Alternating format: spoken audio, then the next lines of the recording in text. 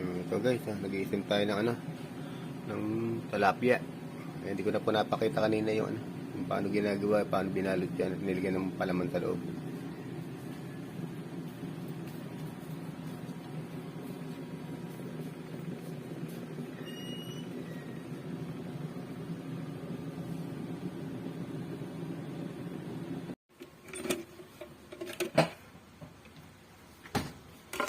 Ito po. Yun po ang ating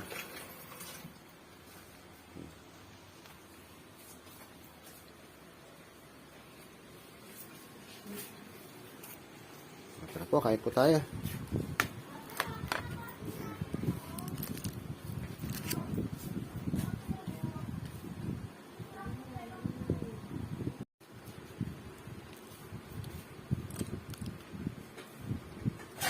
Steam na tilapia.